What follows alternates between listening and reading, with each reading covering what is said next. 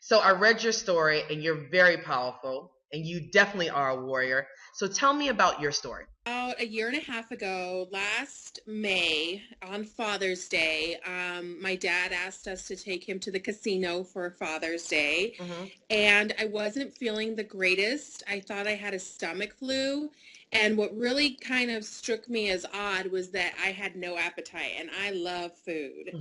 I love my cocktails and I couldn't have anything to drink or eat. So I thought for sure I was fighting a flu. Hmm. And I called off work the next day. I went back to work on Tuesday, and Wednesday I still wasn't feeling right. Hmm. Thursday I went into work and my boss said I was pale as a ghost. I was sweating profusely.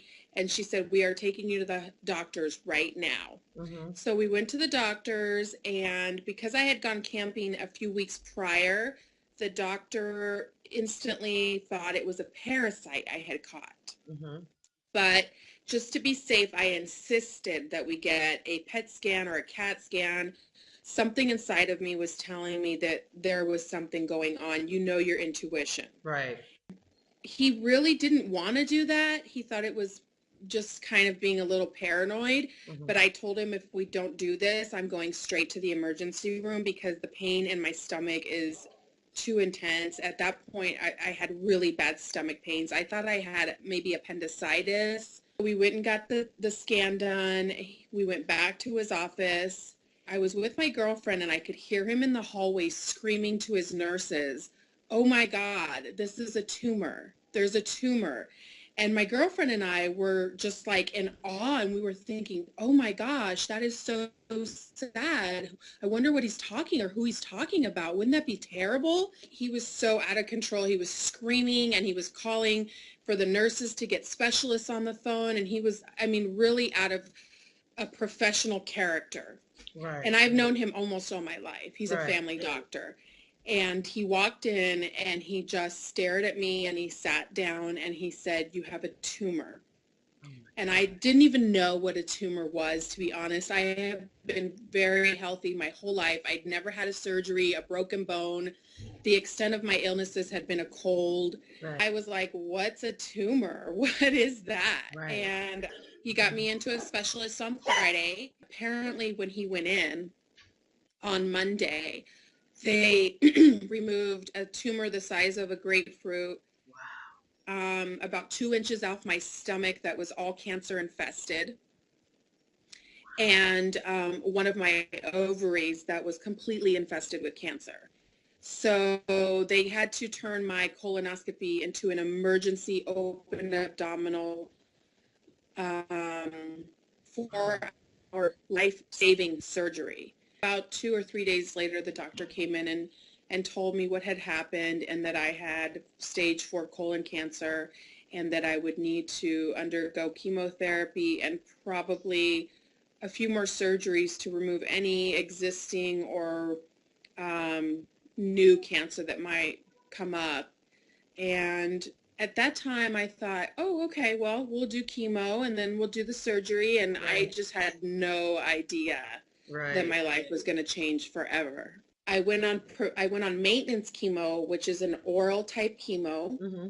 and those symptoms are very unique. Those symptoms are not nausea, not vomiting, not hair loss, What are but they? they are your hands and feet are completely raw. Your hands feel like you have been burnt by ice. It's hard to touch anything.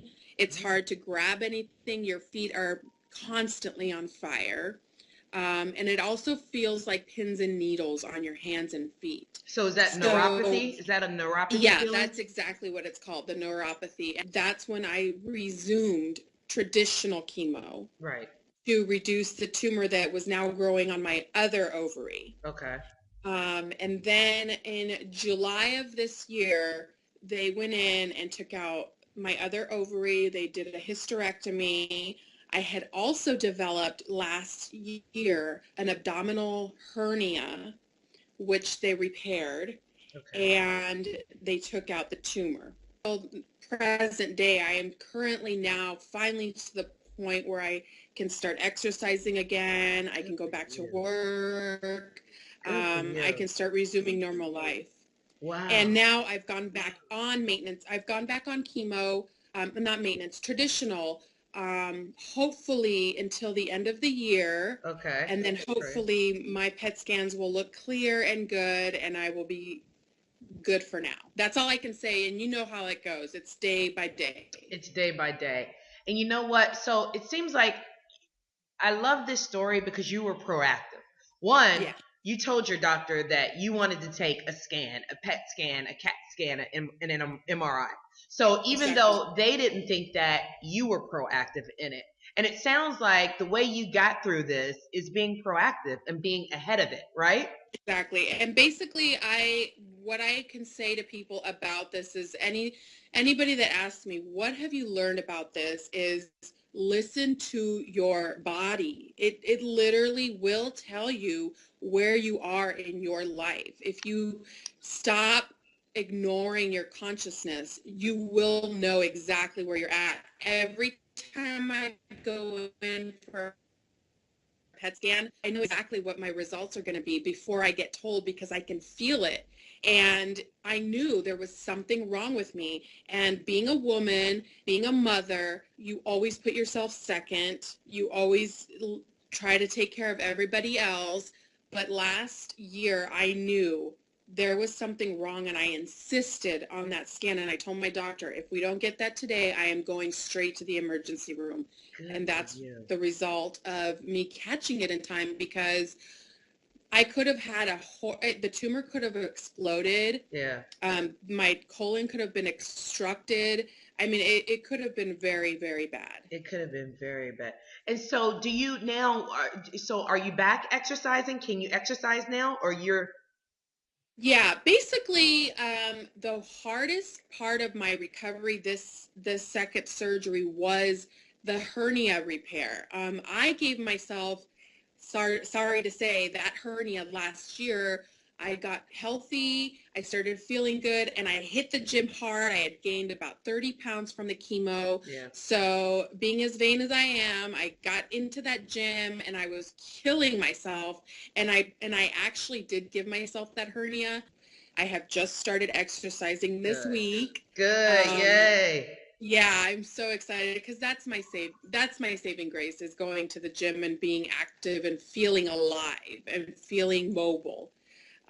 So I have started walking and hiking and basically just taking it very slowly. I learned my lesson. I'm gonna be careful. And it's basically not about having a great body right now. It's just about being healthy. It's about being healthy.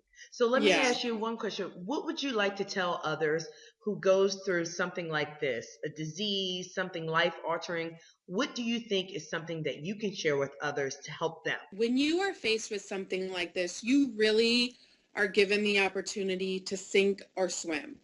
And you have to find your strength and you have to continuously motivate yourself. It is hard. I mean, there are terrible days and there are days you don't want to get out of bed, but it is in your hands how this journey results. I mean, Mm-hmm. you can lay in bed and rot away, or you can get up and live your life. And none of us know how much time we have on this planet. Right. So every day is an opportunity to make a legacy for yourself and Mm-hmm. learn from yourself and teach others about yourself and teach others about themselves. Um, I mean, I thought I was living my life before this to the fullest. I had a very social life. My fiance and I were on the go consistently, traveling, enjoying everything we thought. And I look back now and I realize I wasn't living. I was just going through the motions, Mm-hmm. but I wasn't enjoying and appreciating those around me. Mm-hmm. I wasn't enjoying myself. I wasn't enjoying everything I have and everything that life has to offer. I feel like now I'm actually living my life. I love that. I love that you're now living your life. Well, sometimes it takes us to go through adversity and face some challenges and some hardships to really realize that the moment is now. Live your life. It is. Yeah. It's really amazing what it'll teach you. I mean, like I Mhm. said, you can sink or swim, and there are days when are really hard, but I Mhm. find that those days are harder than if I get up and I'm positive and I'm optimistic, because I really don't know my end results. Nobody does. Mhm. And I do believe in the power of prayer. I do believe in the power of your energy. And I do feel like if you consistently work on yourself to be positive, and you don't have to try to have the perfect life. I still have all the same problems I had prior to cancer. It's just about how you face them and what you let affect you. That's exactly what a warrior is to me. I feel like the mind can enslave you or the mind can empower you. And that's what it is. So Exactly. you let the mind empower you, you live day by day and you live life. You know Exactly. what, Anna, That's thank you so much for sharing this wonderful story. I mean, Thank you. we are cancer sisters and we're going to Yes, we beat it. are. We are beating it. We're going to beat it and we will beat it.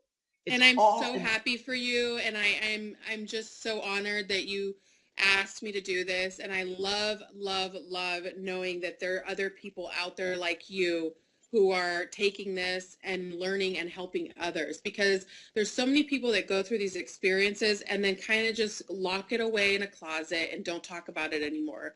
And I feel like the more I talk about it, the more it helps me and others. exactly. And that's why I started URAWarrior.com. I started URAWarrior.com so people can share their stories, so people can tell their struggles, their challenges, their hardships, and not feel alone. Because that's what That's we do when awesome. we go through this. We feel alone. So this Exactly. story is for me, it's for you, it's for everyone to hear. So we can have a Yes. community. Thank you Thank you. so much, Anna. And you truly are a warrior, and you're our Oh, warrior thank of you the week. so much. I feel the same for you. And yes, we are sisters. And I'll be here if you need anything ever, anytime. And if we ever need a shoulder to cry on, we're there. And I'm wishing you nothing but the best and a continued wonderful, healthy life. Thank you. You too. Take care. Thank you. Thank you Take so care. much. All Bye. right. Have a Bye wonderful bye. day. Bye You too. bye. Bye. Bye.